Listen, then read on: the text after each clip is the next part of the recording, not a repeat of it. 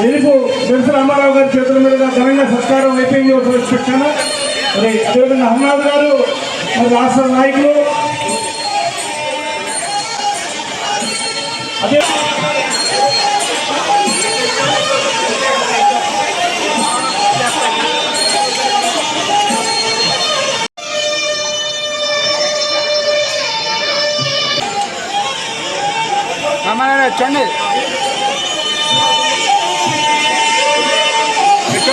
చూడండి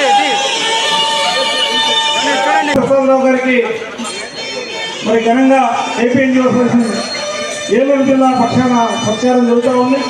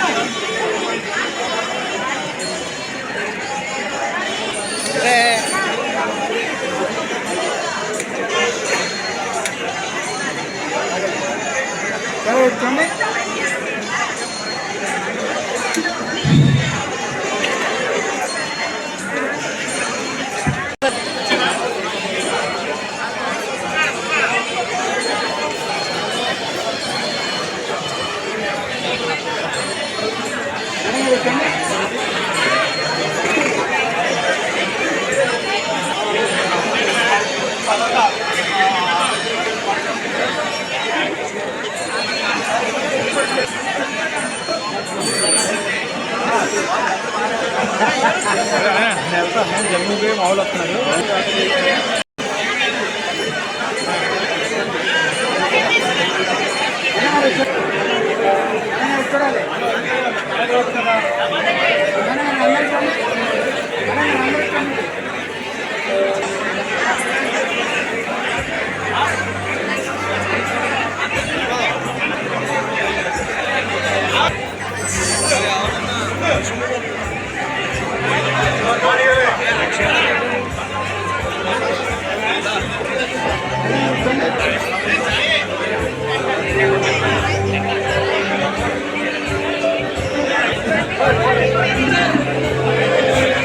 శాసనసభ్యులు మరి dynamic leader Telugu Desam party Eluru జిల్లా అధ్యక్షులైన అన్నగారు బడేటి రాధాకృష్ణయ్య చంటి గారిని వారి యొక్క అమూల్యమైన ప్రసంగాన్ని ఏదైతే ఈరోజు మీ ఎన్నికలు ఏకగ్రీవంగా ఏ విధంగా అయినాయో రేపు రాజకీయ ఎన్నికలు కూడా అలా అయితే బాగుంటుందని అనిపిస్తుంది నాకు. ఎందుకంటే వాళ్ళంత డబ్బు మీకు ఎందుకు అది అభివృద్ధికి ఉపయోగపడుతుంది. Hats off and thank you to all you. ఎందుకంటే ప్రతి ఒక్కరు కూడా సామరస్యంగా అందరూ కూడా బాడీని అంతా కూడా ఏకగ్రీవంగా ఎన్నుకున్నందుకు మీ అందరికీ ధన్యవాదాలు. వీళ్ళందరికీ కూడా వెల్ విషెస్ చెప్తున్నా, తప్పనిసరిగా ఎన్జిఓ సమస్యలు తీసుకెళ్ళాలి అని చెప్పి. అలాగే గత ప్రభుత్వం గురించి చెప్పారు. ఏ ప్రభుత్వం కూడా స్వతంత్రం వచ్చిన తర్వాత ఉద్యోగస్తులు చేస్తున్న ఉద్యమాన్ని అణిచివేయడం కానీ అరెస్టులు చేయడం కానీ ఏమి జరగల. మొన్న 2019 నుంచి 24 చేసిన ప్రభుత్వమే ఆ విధంగా చేసింది. ఆ దెబ్బే ఈ రోజున చరిత్రలో లేనట్టుగా ఆంధ్రప్రదేశ్లో అంత మెజార్టీతో ఎమ్మెల్యేలు అందరూ గెలిచారు అంటే అది మిమ్మల్ని టచ్ చేస్తే ఏం జరుగుతుంది అనేది మీ అందరూ కూడా చూపించారు. మిత్రులైనటువంటి గతంలో చేసినటువంటి వాళ్ళు, ఇప్పుడు చేసినటువంటి వాళ్ళు, మా అన్న హరినాథ్ గారు, పూర్వ పెద్దలందరితో కూడా అనేక కార్యక్రమాల్లో భాగస్వాములైనటువంటి మరి ఈ రోజున ఒక బహుతరమైనటువంటి బాధ్యతని ఎన్నిక కాబడినటువంటి కార్యవర్గ సభ్యులందరూ కూడా మరి లక్షలాది మంది కార్మిక వర్గానికి ప్రాతినిధ్యం వహించడానికి బాధ్యతలు తీసుకున్నటువంటి పరిస్థితి. నేను ఒకటే చెప్తా, అది కార్మికులు, కర్షకులు, శ్రామికులు, రైతులు ఎప్పుడూ కూడా పోరాడితే కానీ వారి హక్కులు నిలబడేటువంటి పరిస్థితి ఉండదు.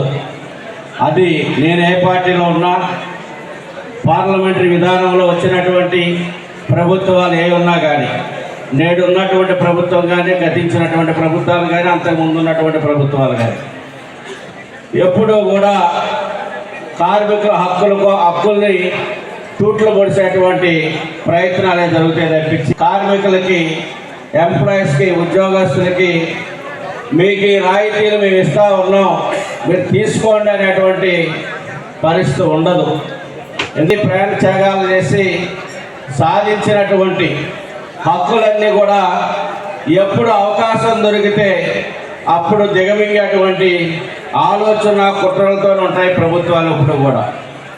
దానికి సమస్యల పోరాటం అనేది, మన హక్కుల కోసం మనం పోరాటం చేయటం అనేది అది ఒక కర్తవ్యంగానో ఒక బాధ్యతగానో నిరంతరం కొనసాగితే కానీ ఈ దేశంలో ఎక్కడ ఏ కార్మిక వర్గం కూడా హక్కులు సాధించినటువంటి పరిస్థితి లేదు.